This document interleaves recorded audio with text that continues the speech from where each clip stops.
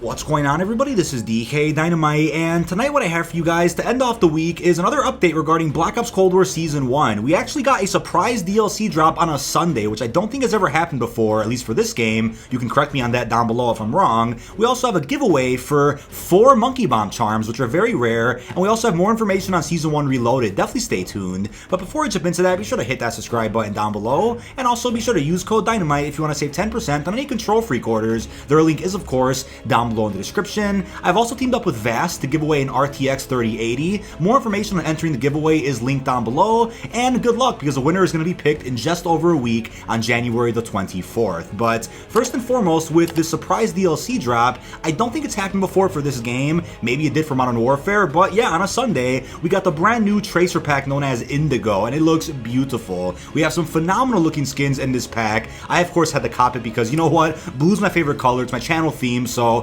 why not? Like I said before, if you're wondering why I spend money on this game, I'm very particular with what bundles I do buy. I only buy a couple of them with each Call of Duty. I only got like 2 last year with Modern Warfare, but thus far, with Black Ops Cold War, we have had quite a few sexy ones. So with this pack, we got the Great Pacific Assault Rifle skin for the XM4, and we also got the turbo-powered submachine gun skin for the Bullfrog. Now, I'm gonna have to say this real quick. Some of these skins in the game do feel pay to win. And speaking of that, as you're gonna see footage of in the background, there is proof that at least one skin in this game thus far was pay to win, and it was the Gallantry skin for the MAC-10. Now, you were able to use it by finding it off the ground in Warzone, and you also unlocked it during a later tier of the Battle Pass. It was proven that that skin was actually pay to win, had better stats, would give you 30% more damage when you shoot an enemy, and I believe Activision acknowledged that in a recent update and fixed it. Now, if you guys are wondering, you know, are other skins in the game also pay to win? You never know. I think over the next few weeks, I wouldn't be surprised to see an announcement about that, or somebody out there that gets data to prove it.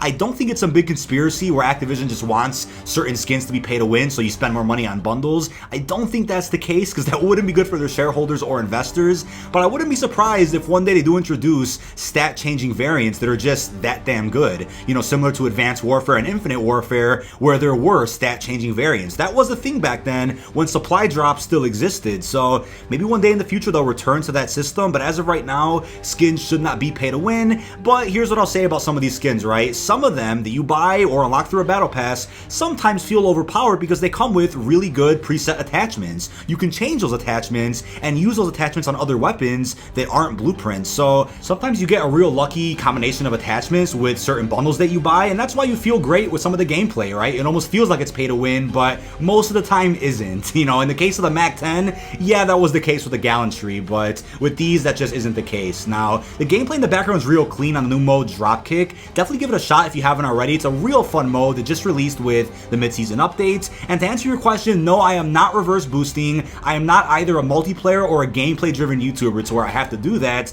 I've just been playing COD multiplayer since COD 4, so of course you're going to see great gameplays here on the channel, but this bundle also comes with blue Tracer rounds, which look awesome, but the only problem is that you can only use those Tracer rounds with either the XM4 or the Bullfrog that came with this bundle. I wish there was a way to use the Tracer rounds on any weapon that you want, but right now that just doesn't work. I am aware there are also purple Tracer rounds that came with the anime pack, and I believe somebody told me there are also green Tracer rounds in this game, but I'm not sure what bundle that ended up coming with. And yes, this is also compatible with Warzone, in case that's all you guys play. But now when it comes to the giveaway, we have 4 rare Monkey Bomb charms, which the codes are going to be on screen, and you can redeem the codes at callofduty.com/redeem. That site is also listed down below in the description. The reason why these monkey charms are rare is because they only come with exclusive Black Ops Cold War t-shirts that you can get at either Walmart or GameStop, which is unfortunate for those out there that don't have those stores nearby them. And I did a giveaway for more of these charms before Christmas, and I actually shipped the t-shirts out to the people that won. That was a ton of fun to do, and I actually had a couple of codes left over from some other shirts that I bought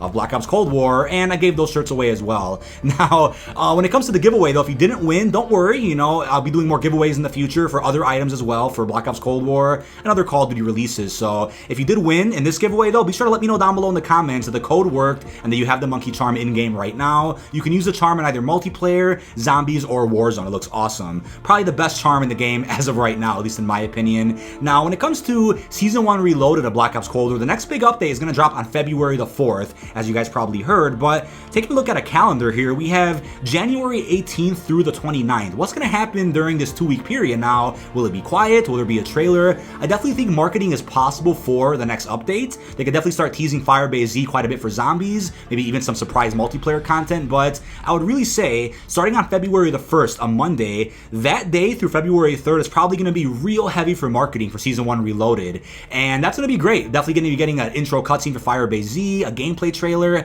and hopefully other surprises for Fireteam, multiplayer, Warzone. Definitely look out for that. And I know for sure, starting in at least March, we're going to hopefully start getting some marketing for the next Warzone map, which is going to be themed all around Black Ops Cold War. But now here's the question. Will Season 1 of Black Ops Cold War be just like Operation Grand Heist from Black Ops 4, where they go all out with lots of budget, lots of maps, lots of surprises, and then after that, every season going forward is a bit underwhelming? I hope that isn't the case, but it's always possible, right? You know, will we be getting 3 big updates with each season for Black Ops Cold War? Hopefully we do, because Season 1 has set the bar pretty high in terms of updates. Even if you didn't like Season 1, I totally respect that, but look at it, right? Season 1 released on December 16th with quite a bit of content, Rebirth Island to Warzone, new multiplayer maps, some new zombies updates, and then we got the mid-season update a couple of days ago on January the 14th with more multiplayer content, Sanatorium and Fireteam, their zombies mode, and then on February the 4th, the end of Season 1 Reloaded will bring us a new zombies map, more multiplayer content, hopefully some more surprises in Warzone. That's quite a bit. If you look at Season 1 as a whole, that is a lot of content, so it set the bar high, but at the same time, will it live up to the hype going forward, right? Will each season get 3 major updates? Totally a possibility, but typically with the Call of Duty cycle, most games stop getting a lot of support towards, June and the summertime once the next Call of Duty starts getting teased. But then again, Black Ops Cold War was promised to have the largest post-launch season in Call of Duty history, let alone Black Ops history. So maybe things are going to change this year where every season just has quite a bit of content. And 3 updates is a lot. That keeps the game fresh. It keeps everybody happy, no matter if you're playing multiplayer, Warzone, zombies. Now, Black Ops 4 was a bit of a different story because Operation Grand Heist was still when Black Ops 4 had full budget. Treyarch was still on board, fully focusing on Black Ops 4 before Activision threw Treyarch onto Call of Duty 2020. So I get it. Black Ops 4 had different circumstances. If they didn't have to work on COD 2020, I'm sure more of the operations in Black Ops 4 would have had as much content, if not more, than Grand Heist, but that was a scenario where Treyarch had to step away for reasons out of their control. I know in March, maybe with Season 2 or whatever season it's going to be, we're going to be seeing the next Warzone map that will be themed all around Black Ops Cold War, and is going to feature a combination of all the Fireteam maps thus far. And speaking of Warzone, a leaker out there in the community actually mentioned that Raven has play-tested Verdansk on Black Ops Cold War's T9 engine. Nothing more to add or elaborate to this. I got this confirmed from several different insiders who know more about Warzone than I do, and if this is the case, maybe it's being considered to convert to the Black Ops Cold War engine, which is why I put out a tweet earlier asking you guys if Fireteam feels smoother. I know personally, I don't mind either Warzone or Fireteam. I prefer Fireteam. To me, it feels like a much more polished version of what Warzone is trying to do. You can fully disagree with that all you want, and I fully respect that, but I don't know, I just feel like the parachuting's better, the armor system, everything feels faster, smoother, has nothing to do with the visuals. I know Warzone and Modern Warfare in general probably have better visuals than Black Ops Cold War, I get that, but I'm talking about how the game feels, the engine it's running on. Now, this also opens up the possibility of finally seeing a stable FOV slider on console just for Warzone. Look at Black Ops Cold War, we have a stable FOV slider on all platforms, but we don't have that on Warzone, only for PC, so that could be a good step in the right direction, even if it means sacrificing the way that Warzone currently feels. We have the Fireteam maps, which to me look great. I would say Sanatorium's the most beautiful Fireteam map, Alpine a close second, and Ruka looks alright. We have those maps, and they're going to be in the new Warzone map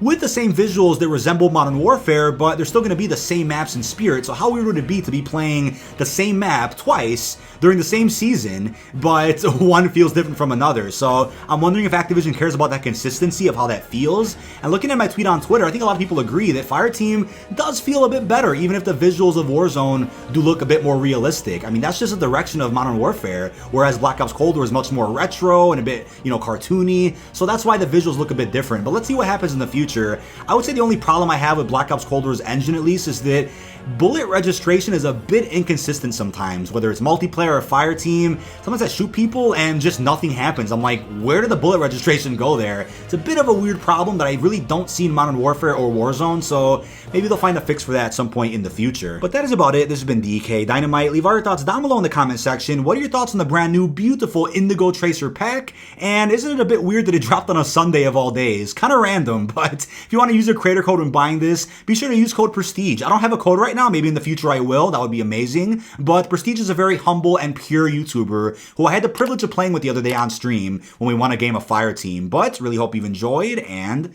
peace out, everyone.